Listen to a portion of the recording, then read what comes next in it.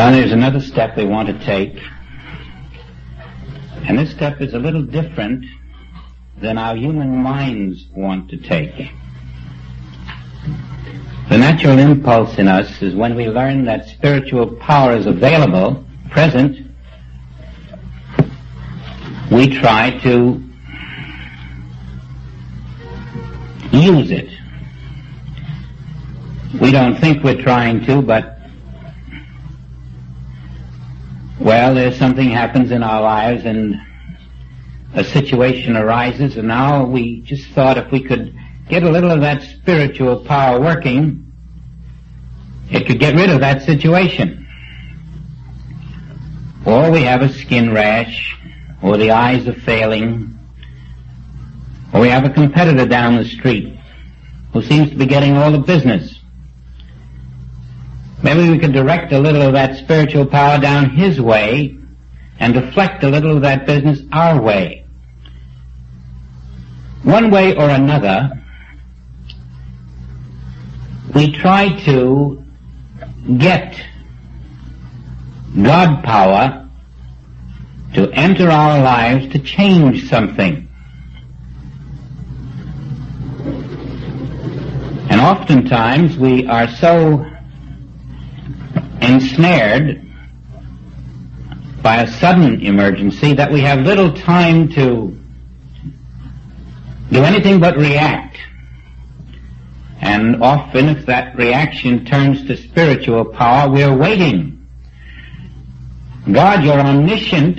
You know this is happening. Do something. Or we're a little more obedient and we're saying, well, I'll be patient. The infinite Father will remove this problem. Now that's all right for those who haven't traveled the distance that you and I want to travel. And you must find a way to let spiritual power use itself in you with not the slightest effort on your part to do three things: to channel it, to use it, and get this, no effort on your part to receive it. That's the one which is unexpected and yet vital. As long as you are making an effort to receive spiritual power, you will not. And you will soon see why.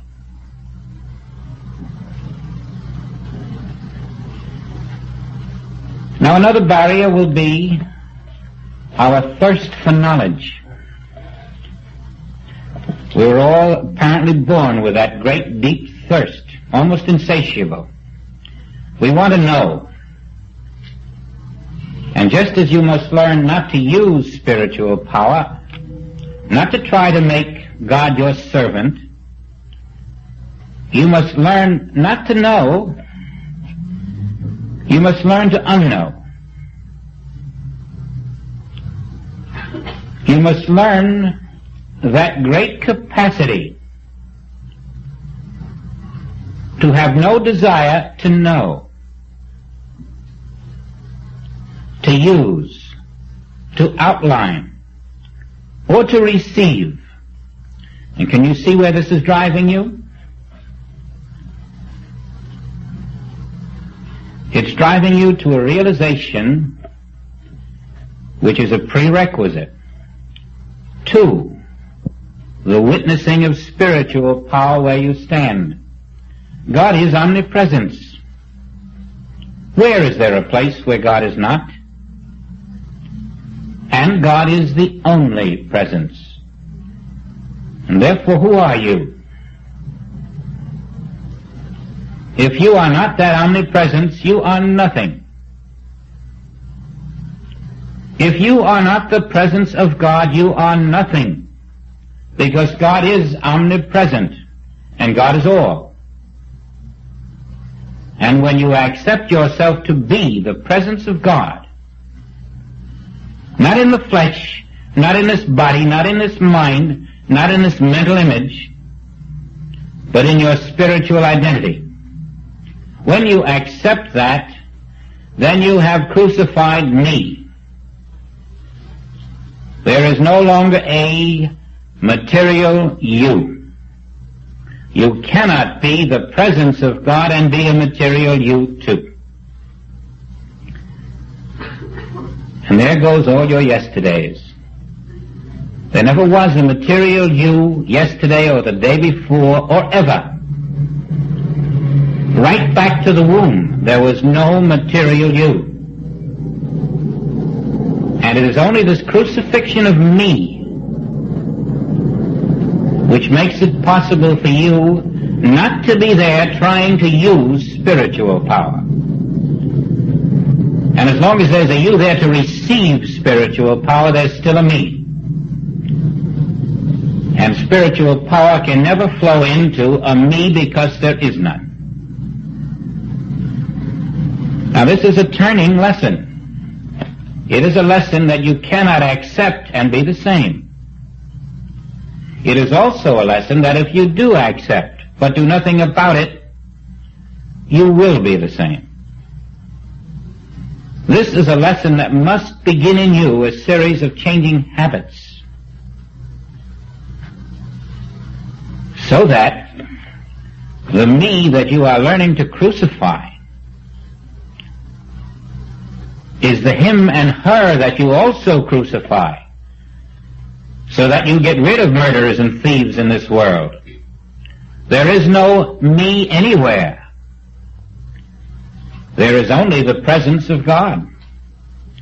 For if this is not true, then God is not omnipresent.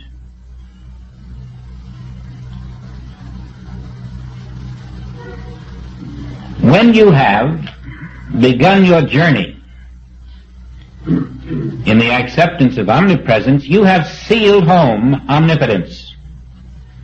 Because God being omnipotent and God being omnipresent, and I being that presence, I must be that omnipotence too. And now you've got it in your home, in your house, where you live. You're almost home with the Father. The full embodiment of that was seen in him who said, I am the life, I am the resurrection, I am the truth, I am the way. Why could he say that? Because there was no Jesus there. Because there was no me. Because there was only the presence of God through divine mind appearing invisibly in spiritual form. And that is why your body is the temple of the living God. The same is true of you. And then that spiritual form, not imitated by a universal and human mind, but received by a Christ mind, showed forth still to us in a material physical form, but that form was under grace. As your form and my form, when it appears because the mind of Christ Jesus is in you, and that mind interprets your invisible spiritual form into physical form, then that physical form will be under grace. And there is where your dominion will show forth. When the hemophiliac rushed up from the crowd, it is said she had an issue of blood, and the master felt the virtue being drawn out of him. Did he see her? Did he question her? Did he say, how are you? What is wrong? He did not even know she was ill, but she was healed because her faith, for one. But if she had faith in you or I, that would not have helped. She had faith in the one who was living in the Christ mind, in the divine consciousness, who had stepped out and been separate from the universal false mind. She was touching reality, and with no effort. Because omnipotence was present, she was healed. Put up thy sword, Peter. Why? Why should omnipotence respect and defend against a non-existent power called human being? The teaching there was not by might, not by power, but only by my Spirit can we live if we wish to see spiritual power functioning in our experience. And put up thy sword takes the stature of a commandment to us, that every evil, every lack, every limitation, every fear, every doubt in you should not be met by the mind which carries knowledge, by the mind of concepts, by the mind which strives to attain. But the secret of meeting these things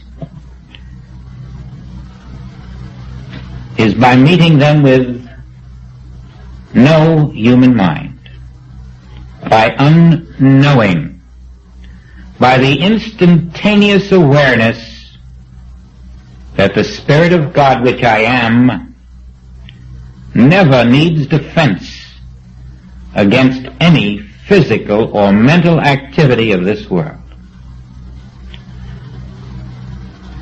We all know how difficult that is, seemingly impossible. Nonetheless, it is not. It is a matter of practicing with eternal vigilance, so that every form, every situation, every condition, every appearance of this world meets your state of unknowing, the silence of your human mind. And this automatically releases spiritual power, not because you're reaching for it, but because you have put up your sword, your mind, your resistance, knowing that spiritual power is omnipresent, is omnipotent, and only Spirit is power, only Spirit is real, only Spirit can be here, only Spirit is true form, only Spirit is law, only Spirit is life. You are living in a spiritual universe without opposites. And there is no material mind, there is no material body, there is no material life, there is no material law, there is no material evil, except on that channel which identifies with a universal mind and a universal material world. When you are not in that channel, there is no contact. Now, malpractice against you by one who believes in two powers is possible only when you agree with their belief. Just recently, a bomb exploded in somebody's hand. And just in this very chapter on spiritual power,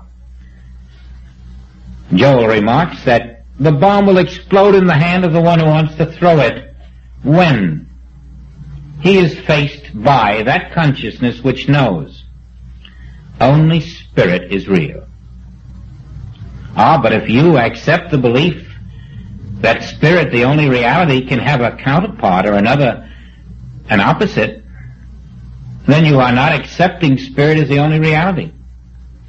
You're not accepting a spiritual universe. You're not accepting God's Spirit as the one and the only. And then you're in two powers. And then you can be the victim of a bomb. As long as you believe in the power of a bomb, you can share the disturbance of a bomb. But when you are living in that mind, which knows spirit alone to be the power, that bomb cannot explode on you or on your possessions. That is the law. That is the law of omnipotence when you abide in the secret place of the Most High. We have all read these things, but for many years few of us were in a position to accept them as possibilities in our lives. They seem to concern themselves with mythology, or possibly they happened in yesteryear, but times have changed.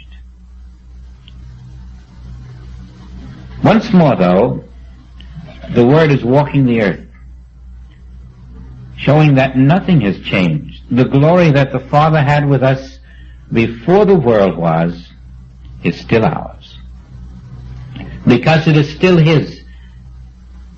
And the will of the Father now is coming through the consciousness of man. There was a passage, I don't know if it's relevant at this point, I hope it is, but I know I do not want to pass it by.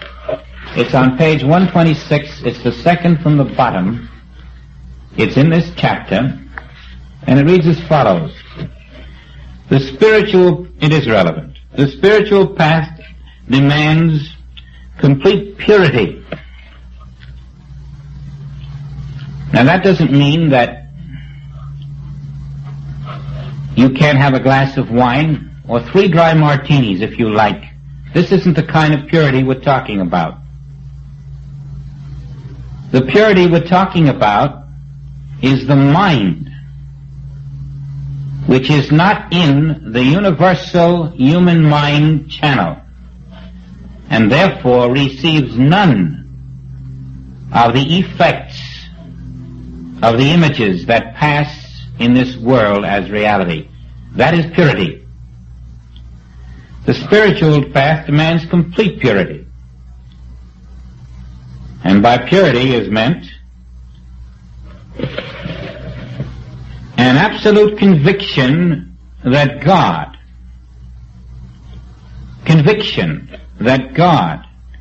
is the only power there is. There is no other power. That conviction Joel considers purity. That the only power is in God. And therefore cancer has no power, disease of any kind, no power, no bomb, no earthquake, no power anywhere but in God. And God is spirit. And therefore, bringing it right home to us, there is no power in matter. Now the conviction that matter has no power is purity, for only spirit is power. And therefore to face a claim of power in matter,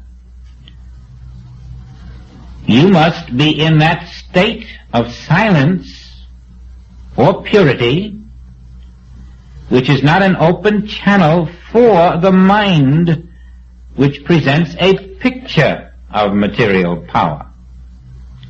In the silence of that mind the bridegroom cometh. The Christ shows forth as the power, and this is the purity now that is meant by blessed are the pure in heart, for they shall see God. When your mind is so divined that it does not see and accept and respond and react to the material appearances of this world, you are the pure in heart. There are no other powers. Omnipotence, which means all power, is spiritual. All power is in spirit. It is spirit that is omnipotent. It is your true identity that is omnipotent. And if omnipotence is spiritual, then neither material nor mental powers can be power. To accept a material power or a mental power is to deny omnipotence. And the reason we're learning that God's Spirit is omnipotent is so that we will not deny it by accepting a power in matter or mind.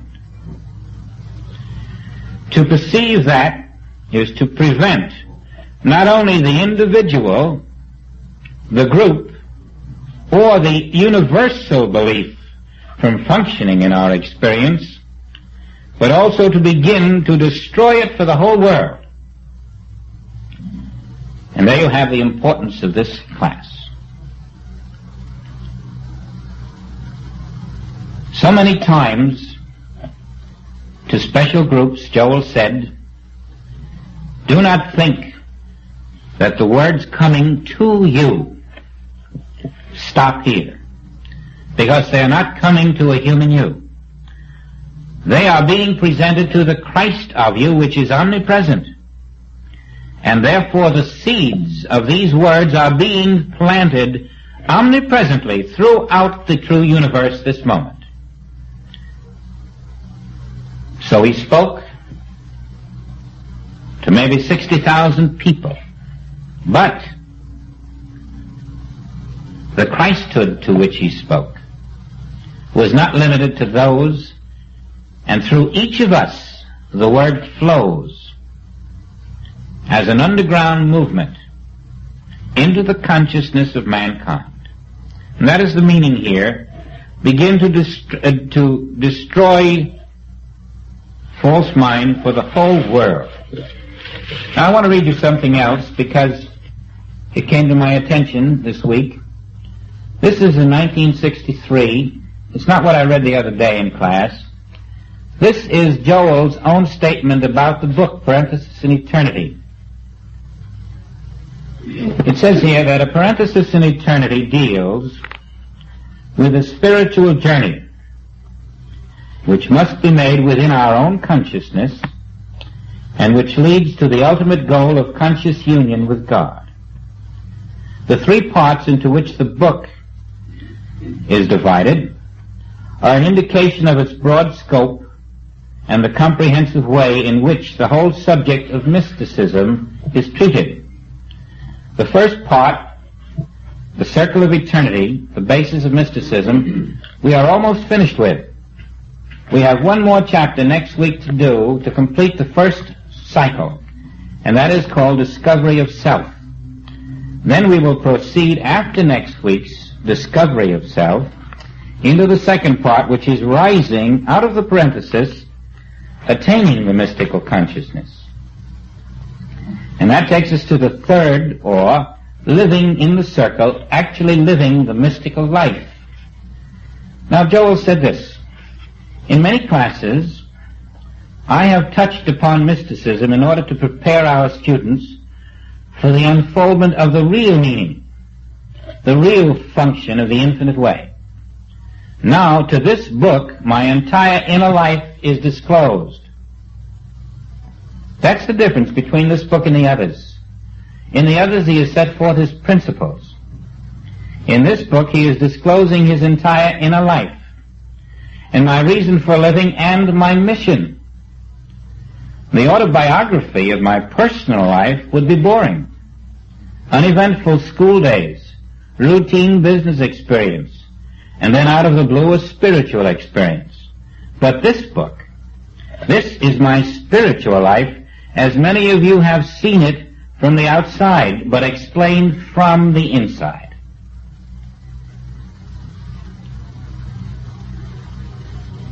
One more paragraph. We feel deeply blessed with such an outpouring of the Spirit. He's speaking impersonally now. We feel deeply blessed with such an outpouring of the Spirit. Certainly students now have material for a tremendous expansion of consciousness if they avail themselves of the opportunities that have been presented to them in the form of these gifts of grace which have come forth from the Spirit. Now, it should become very clear to us that because the Spirit of God is omnipotent, omnipresent, omniscient, and there is no other, that there is no place for evil to be. There is no time where it can be. There is no place on this earth where evil can be real, if God is everywhere, omnipotent and omniscient. Now, evil could only be real if this were not so. That means you either have to accept your Bible or throw it away, because it tells you in 100 different places that God is all, and beside me there is no other. It tells you that God is Spirit. It tells you that all things were made by Spirit, and without Spirit nothing was made that was made. And if you accept the mission and demonstrations of Jesus, if you accept your own experiences which verify the experiences of Jesus, then you know that omniscience, omnipresence, omnipotence is not only true of the Spirit of God, but it is true of the Spirit of you, for you and God are that one Spirit. And therefore, if you are accepting evil in your life, you are denying yourself. You are denying the omnipresence of your Spirit, the omniscience of your Spirit, the omnipotence of your Spirit. How can you have it while you deny it? How can you experience that which you deny you have? So instantly we learn to face every form of evil.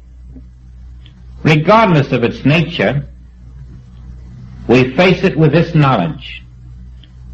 Only Spirit is, and that is what I am. Only Spirit is power, and that is what I am. Only Spirit is present, and that is what I am. Only Spirit knows, and that is what I am. And I do not have to invoke that power. I have to be still and witness it.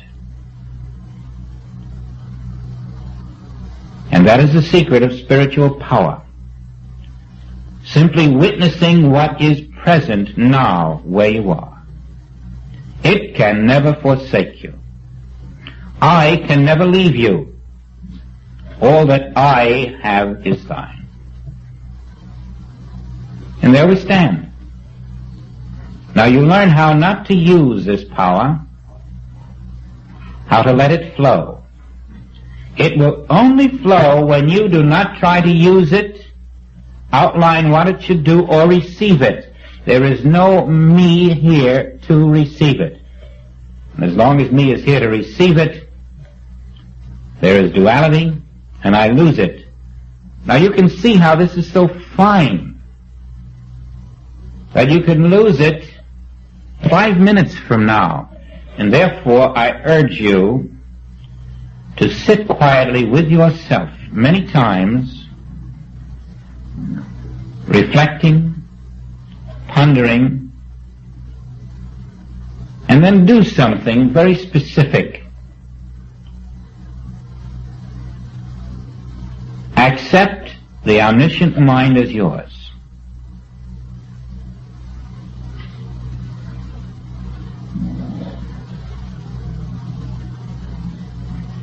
And dwell with no human mind in that omniscient mind, letting it do the works, letting it reveal its kingdom to you. Do it for a minute, 2 minutes, 3 minutes, 5 minutes. Do it until your head feels like it's 5 million miles away. And you will notice that there is a second in which you know the omniscient mind is my mind and there is no other. You will know this, and then you will understand why infinity can function wherever you are. Why power from the invisible can function wherever you are. why grace is omnipresent, why peace is omnipresent, why truth and justice and omnipotence and abundance are truly omnipresent where you are. They are where you are. The invisible universe with its allness is where we all are. And we are living in it, but not aware of it.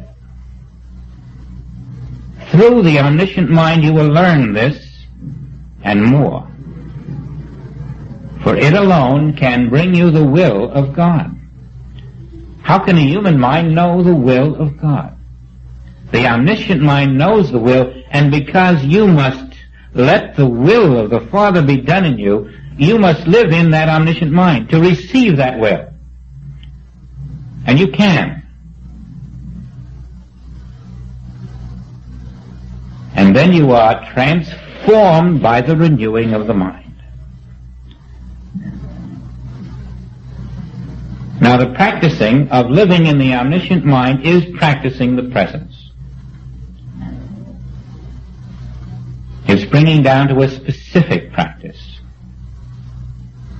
Later you will practice the awareness of omnipotence.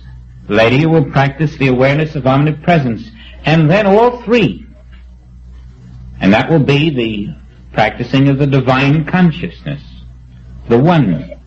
But start with omniscient mind. Learn that it is yours.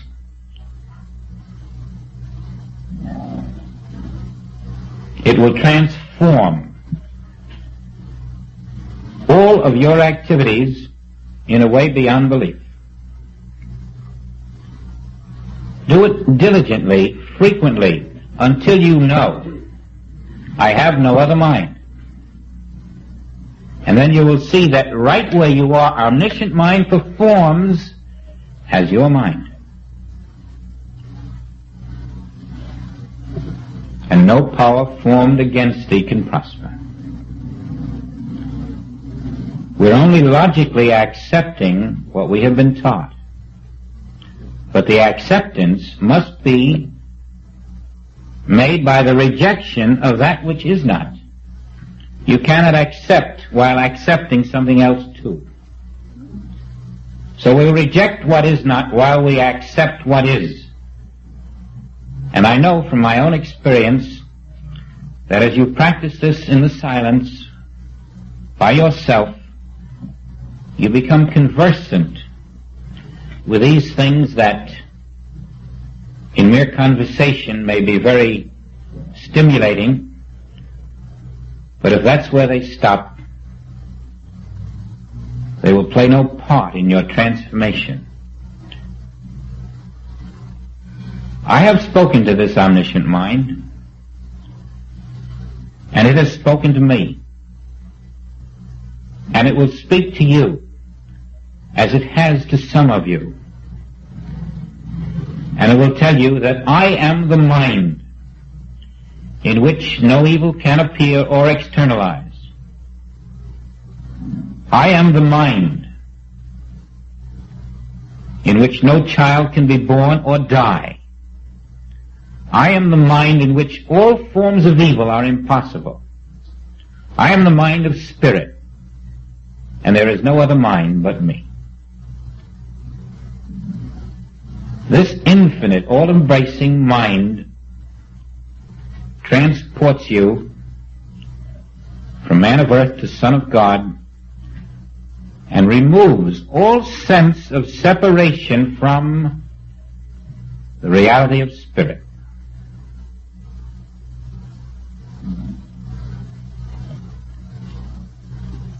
Many before us have walked this path in ignorance.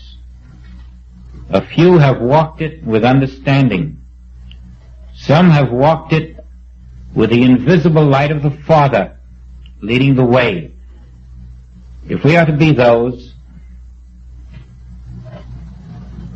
we must renounce that which is not every time it forces its attention upon us.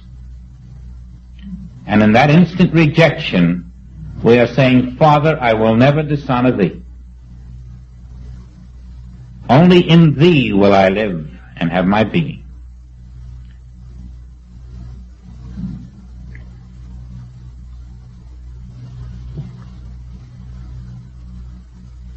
The next chapter, Discovery of Self,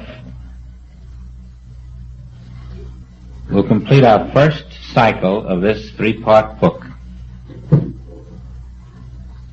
And until then, I hope you will write out a little card for yourself as I suggested, because if you do not, it is very unlikely that you will remember